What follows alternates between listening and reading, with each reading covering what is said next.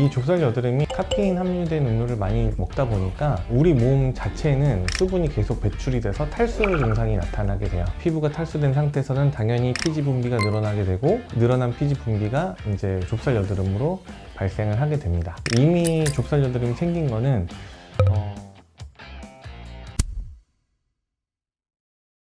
여름철에 다양한 피부 고민을 호소하시는데요. 그 중에서 단연 가장 많이 이야기하시는 게 여름철에 생기는 좁쌀 여드름입니다. 이 좁쌀 여드름이 왜 생기고 어떤 해결책이 있는지 한번 알아보는 시간을 가져보도록 하겠습니다. 여름철 좁쌀 여드름이 가장 많이 생기는 첫 번째 흔한 이유, 사계절 내내 같은 화장품을 쓰고 계시기 때문입니다. 이 얘기를 딱 듣는 순간 난데 봄, 여름, 가을, 겨울 같은 화장품 쓰고 있는데, 이런 생각 하시는 분들 꽤 많이 계실 거예요. 여러분들 모르셨죠? 겨울철에 사용하시는 화장품 같은 경우는 유분기가 많이 포함되어 있는 경우가 많고요. 여름에 쓰시는 화장품 같은 경우는 유분기가 좀 적고 수분이 많이 포함되어 있는 경우가 많습니다. 그런데 겨울철에 사용했던 화장품에 많이 있었던 유분기가 모공을 맞게 되면서 안에 있는 피지가 밖으로 배출이 되지 못하고, 이 배출되지 못한 피지가 좁쌀 여드름으로 발생할 수 있습니다. 따라서 노폐물이 활발하게 분비되는 여름에는 겨울철에 사용하시던 화장품을 쓰지 마시고 여름철용 화장품으로 바꿔서 사용하시는 게 도움이 되겠습니다. 겨울철 화장품은 왜 유분기가 많고 여름철 화장품은 왜 유분기가 적나, 이렇게 생각하실 수 있는데, 보통 겨울철에 좀 외부 환경이 건조하잖아요. 건조하다 보니까 안에 있는 수분이 밖으로 날아가지 못하게 코팅하는 역할이 굉장히 중요해요. 그러다 보니까 겨울철에는 유분기가 많이 포함된 화장품이 피부를 코팅해 줌으로써 수분이 증발하는 것을 막게 되고, 여름철 같은 경우는 외부 환경이 굉장히 습하다 보니까 피부에서 증발이 많이 되지가 않아요. 그러다 보니까 굳이 겨울철만큼 피부를 코팅할 필요는 없고, 또 여름철에는 덥다 보니까 노폐물이 많이 발산되잖아요. 그러니까 잘못 막으면 코팅된 피부가 노폐물이 분비되는 걸 막을 수도 있기 때문에 여름철용 화장품들은 대부분 수분이 많이 포함되어 있는 경우가 많습니다. 좁쌀 여드름이 많이 나는 두 번째 이유는 우리 피부에 수분이 부족하기 때문입니다. 아까 환경은 습도가 높아서 수분이 많다고 했는데 갑자기 왜 수분이 부족하냐? 주변의 환경에는 습도가 높아서 물이 많지만 우리 피부에 직접적으로 있는 수분이 부족할 수 있다는 거죠. 가장 큰 이유가 최근에 많이 느끼는 건데, 우리가 아이스 아메리카노 굉장히 많이 드시잖아요. 카페인 함유된 음료를 많이 먹다 보니까 우리 몸 자체는 수분이 계속 배출이 돼서 탈수 증상이 나타나게 돼요. 몸 자체에 수분이 빠지게 되면 당연히 피부에 있는 수분도 빠져나가게 되고, 밖에는 습하고 더 후덥지근한 날씨가 유지가 되고 있지만 우리 피부는 막상 안쪽에는 건조한 이런 상태가 발생하게 됩니다. 그리고 이제 여름철에 덥다 보니까 활동 조금만 해도 땀이 막 계속 나잖아요. 이렇게 수분이 계속 빠져나가게 됐는데, 우리가 적절하게 수분 보충을 하지 않으면 우리 몸 전체적으로 수분이 굉장히 많이 빠지게 되죠. 탈수가 되게 되고 피부에 있는 수분도 끌어당겨서 탈수가 되게 됩니다. 이렇게 되면 우리 피부 상태가 이제 밖에는 습하지만 안쪽에서는 굉장히 건조한 상태가 유지가 되는데요.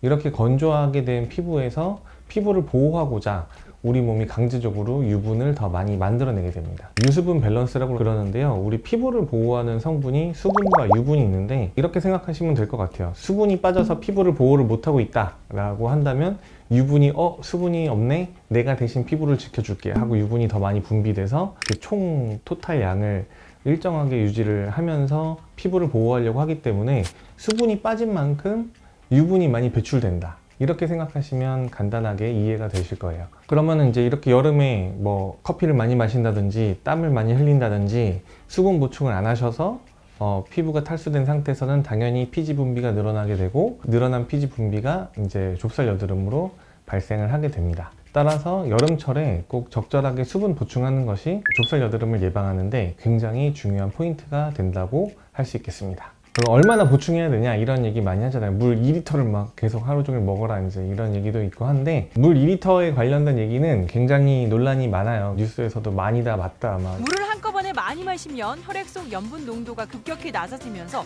환기증이나 구토 증상들, 여러 가지 얘기들이 굉장히 많은데, 저는 어떻게 생각하냐면은, 일단 목이 마르지 않은 상태를 계속 유지해야 된다라고 생각을 하고요. 커피 같은 거 많이 드시잖아요. 아이스 아메리카노 한 잔 드시면 물을 그만큼 한 잔 같이 먹는 정도로 수분 보충을 유지를 하고 있습니다. 좁쌀 여드름이 발생하지 않기 위해서는 충분한 수분 섭취 필수입니다.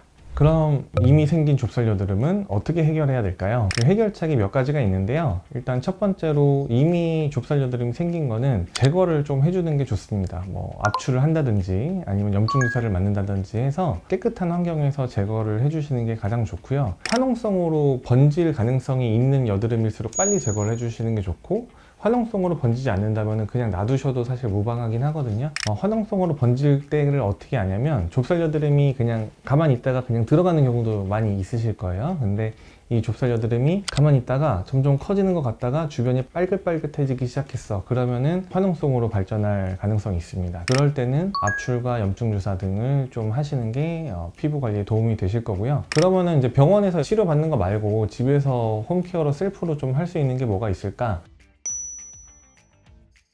좁쌀 여드름이 생기는 원인 중에 중요한 포인트 중에 하나가 모공이 각질로 덮여서 막히는 거예요. 피지가 분비가 돼서 나오는 이 과정 중에 모공이 열려 있으면 밖으로 그냥 피부에 나와서 이 피지가 피부를 코팅해주는 역할을 하는데, 과각질화라고 그러는데 각질이 많이 생겨서 모공을 이렇게 막히는 경우나 유분 성분이 많이 들어있는 제품을 사용해서 각질과 함께 떡이 져서 모공을 딱 막는 이제 이런 경우가 발생을 하면 이게 피지가 분비가 안 돼서 이제 안쪽에서 차서 좁쌀 여드름이 되는데, 그러면은 각질이 많이 생긴 이 부분을 걷어내는 게 좁쌀 여드름 치료에 도움이 될 수가 있습니다. 그래서 좁쌀 여드름이 많이 생기시는 분들은 각질 스케일링을 해주시면 좁쌀 여드름 해결에는 도움이 될 수가 있어요. 하지만 여기서 꼭 중요한 게 유분과 수분과 마찬가지로 각질층도 우리 피부를 구성하는 이제 보호하는 층이고요. 최신 연구들에 보면 각질 제거를 안 하는 게 가장 좋다, 때를 안 미는 게 가장 좋다라고 연구 결과가 계속 발표되고 있어요. 그래서 스케일링을 자주 하시는 분들 보면 홍조도 심하고 피부 자극 증상도 심하고 피부가 굉장히 예민해져 있는 분들이 굉장히 많으세요. 이 스케일링도 최대한 자극 없이 하시는 게 가장 좋아요. 그래서 홈케어에서 할 때는 제일 자극 적은 거는 살리실산 들어있는 여드름용 세안제로 약하게 그 스케일링이 되거든요. 꼭 스케일링 제품을 사용하지 않아도 약산성 클렌징만 사용해도 각질이 제거가 되고요. 스크럽 제품을 쓰신다 한다면 너무 자주 하진 마시고, 좁쌀 여드름이 심하지 않은 경우에 예방하겠다고 각질 제거를 계속 하시는 분들이 있는데 그러지 마시고, 좁쌀 여드름이 너무 심하다 할 때 한 달에 한 번 아니면 한 달에 한 2번 정도 심할 때만 각질 제거를 하는 것을 추천드리겠습니다. 난 뭔지 잘 모르겠다, 병원에서 좀 알아서 해보고 싶다라고 하면은 부드럽게 스케일링 할 수 있는 게 크게 두 가지가 있는데, 첫 번째는 아쿠아필, 여드름이 좀 많으신 분들한테는 도움이 되고요. 그 다음에 조금 더 부드럽게 하고 싶다라고 한다면 옥시젠 산소 관리 추천드리겠습니다. 저 같은 경우는 좁쌀이 그렇게 많지는 않아요. 그러니까 이게 또 나이 탓도 있는데 피지선이 이제 좀 힘이 없어요. 그러니까 피지가 많이 안 나와. 그래서 여드름이 잘 안 생깁니다, 안타깝게도. 그래서 사실 저는 여드름이 나는 분들을 보면 가끔 부러워. 어쨌든 저는 아쿠아필을 30대 때는 되게 좋아했었는데 지금은 아쿠아필 하면 좀 피부 자극 증상이 좀 느껴지더라고요. 그래서 이제 부드럽게 산소 관리를 하는데, 보통 어떤 거를 제일 많이 하냐면 옥시젠 산소 관리, 스케일링 과정이 있어요. 실제로 이제 그 의료용 산소를 이용해서 피부의 각질층을 부드럽게 벗겨내주는 과정이 있는데, 그 정도만 해도 피부 노폐물 제거 싹 되는 느낌과 이제 각질 제거되는 느낌, 그 다음에 좁쌀 여드름 같은 거 가끔 올라왔을 때 함께 해결되는 그런 느낌을 많이 받아서 저희 환자분들, 피부 예민하신 분들한테도 이 산소 관리를 많이 추천해주고 있습니다. 오늘 제가 직접 관리받는 모습을 보여드리도록 하겠습니다. 피부에 자극이 제일 많은 게 제일 장점이라고 생각하시면 돼요. 저자극 관리.